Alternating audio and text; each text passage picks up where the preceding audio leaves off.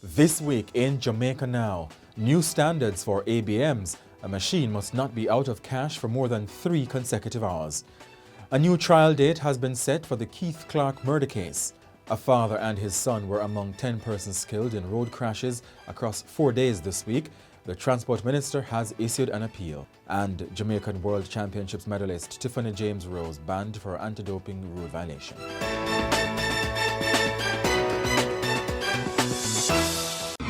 I'm Jovan Johnson and this is Jamaica Now. New Bank of Jamaica BOJ service standards will allow banks to have automated banking machines, ABMs, being out of cash for no more than 60 consecutive minutes in urban and resort areas and 3 hours in rural areas. Those are among several new standards that the BOJ says deposit-taking institutions will have to implement over the next 9 months. There will be no monetary sanctions for the breaches. The new standards, issued April 2, come amid growing public frustration over the availability of cash at ABMs and the reduction in branches across the country. The BOJ regulates banks. The banks will be required to have a minimum of 90% of their ABMs to be operational for 95% of the time. They will also have to notify customers when a machine malfunctions for a prolonged period of time. And the BOJ will commission assessments of ABM-related fees to determine their reasonableness and relevance. Ramps are to be installed at ABM locations to improve access for disabled persons subject to relevant legislation. The BOJ says compliance will be assessed through its review and publication of monthly reports from the banks. The reports on each bank's fleet of ABMs will be published with a 2-month lag. Opposition lawmaker Fitz Jackson, who has been campaigning for tighter regulations of banking services, welcomed the standards, but he had some concerns. One is the transition period. I think it's for almost a year that is just way too long. I think it can be substantially less, 3 to 4 months at most, and let the banks require extension, if so required, of having provided adequate and plausible reasons to the BOJ for such extension. But it should be left to them to take almost a year to put in place those body of standards. And secondly, standards means nothing if you don't have strong enforcement mechanism. And enforcement, of course, must mean some consequences for non-compliance. There is an absence of financial penalties, and I've heard the governors acknowledge that. I'm having a difficulty. If the banks or a bank fails to honor those standard requirements, what does the Bank of Jamaica do? There must be some consequences, otherwise it means nothing. There is no motivation. Let me say not motivation. There is no consequence to compliance. That is dangerous. They make mention of supervisory consequences. I don't know what that means. Does it mean closure of the bank for a week or a month? We don't know. And the Bank of Jamaica should say so. The public needs to know. And as I said, it means nothing if you don't have enforcement. Meanwhile, a parliamentary committee has summoned the BOJ and the police force to explain the situation of fraud affecting banks. The meeting is scheduled before the Economy and Production Committee in May. And the Bank of Jamaica has published the first monthly report on ABMs owned by 7 banks and a building society. It showed that Scotiabank was the institution with more of its ABMs out of operation for January. The country's 2 largest banks are the National Commercial Bank and Scotiabank.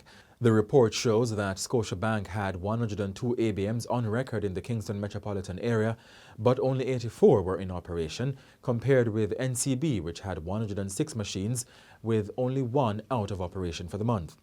In rural areas, Scotiabank reported only 77% or 63 of its 82 ABMs working in January, with only 1 of the NCB's 87 machines not in operation. Supreme Court Justice Dale Palmer ruled on Wednesday that the long-running murder case involving businessman Keith Clarke should proceed to trial. The decision was made following the hearing done in private, which was ordered by the Court of Appeal to determine whether the matter should proceed to trial. The trial is set for April 15. The issue involved immunity certificates that were issued to the soldiers charged with Mr. Clarke's murder. Speaking on behalf of the defence, King's Counsel Valerie Robertson said there will be an appeal. The lawyer representing Mr. Clarke's family, Leonard Green, said the case has been stressful for them. Well, I can simply say that we are extremely happy that the matter will be going to trial. It has been long. It has been going on for a long time, almost 14 years since the death of Mr. Clarke. The judge has given clear directive that we should not comment, but it has been extremely stressful for the family members. And even with the outcome, they are quite broken by the entire circumstances that they find themselves in that speech. The defense has indicated that they will be appealing, so this is likely if they proceed to cause more delay in the matter. What does this mean for the family? Well, I've indicated to them that they must remain calm. It is a process, and we expect that at the end of the day, a just result will be coming.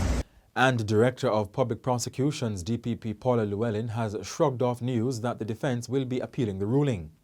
The case has been ongoing since 2012 when the DPP ruled that 3 soldiers, Lance Corporals Greg Tingling and Odell Buckley, as well as Private Arnold Henry, be charged for Mr. Clarke's murder.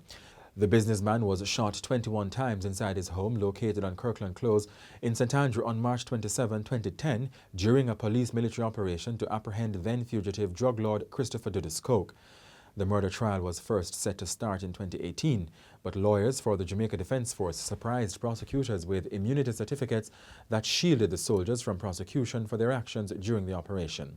The certificates were signed in February 2016 by then National Security Minister Peter Bunting.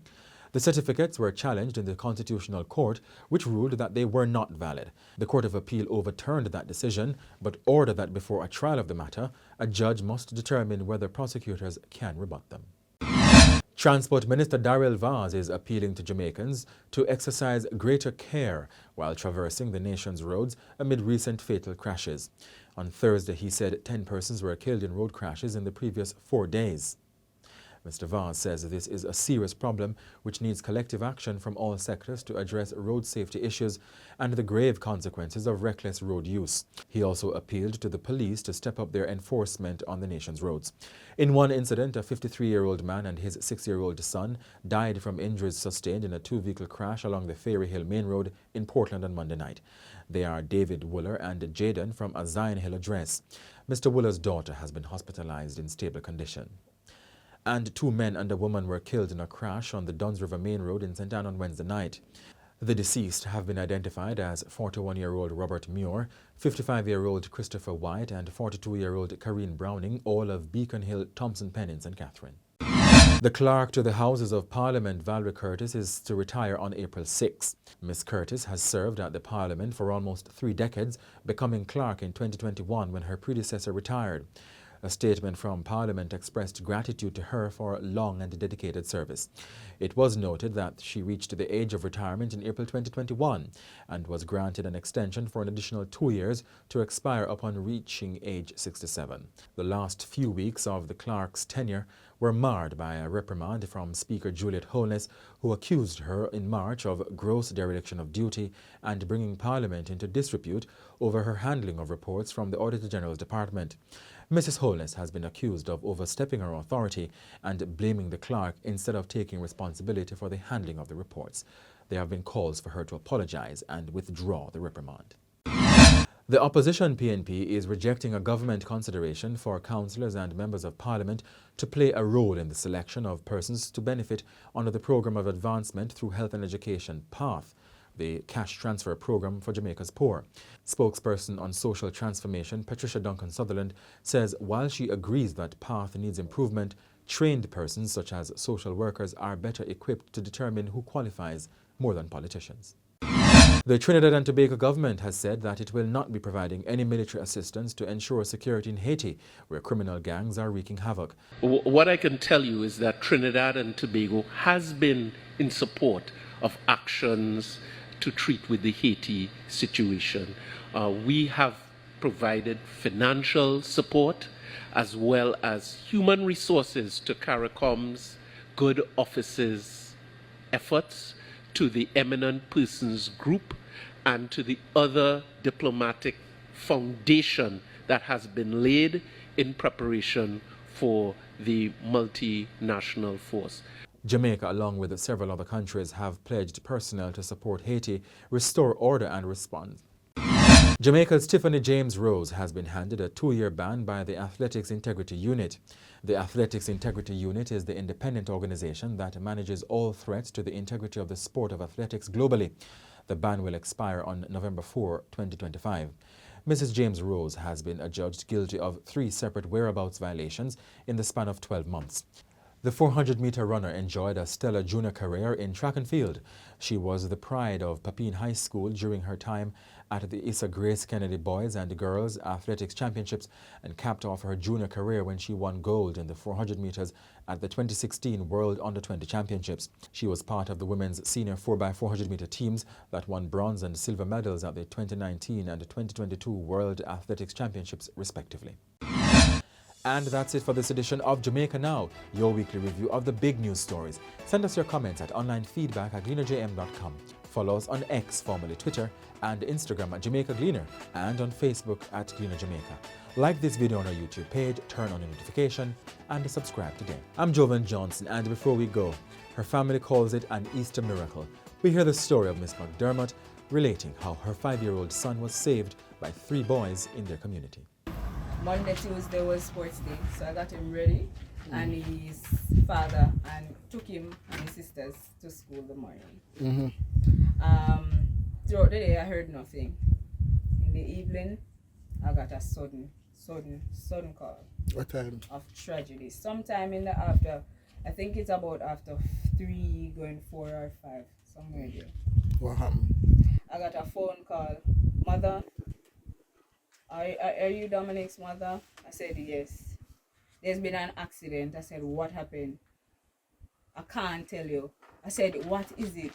I said, a sports day. Is it a broken hand, broken foot? Something. I can't tell you. You just have to be at the hospital. So what happened after that? You went? After that, I went to the hospital. I went straight to the hospital. I had to leave work, find a taxi, within panic and everything, because I was alone. No, I didn't have anybody at the time to say, follow me at the time. And I had to leave work, call my boss, get the place closed up and everything. And when I went to the hospital, I was greeted by the person who is registering him at the time, because he hadn't been registered.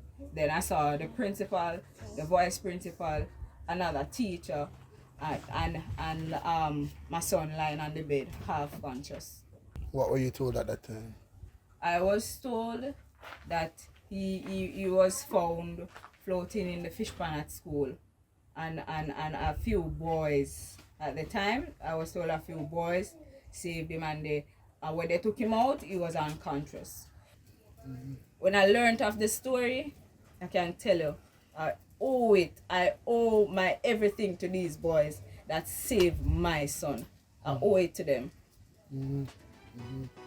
They changed my life. They changed my life and his story.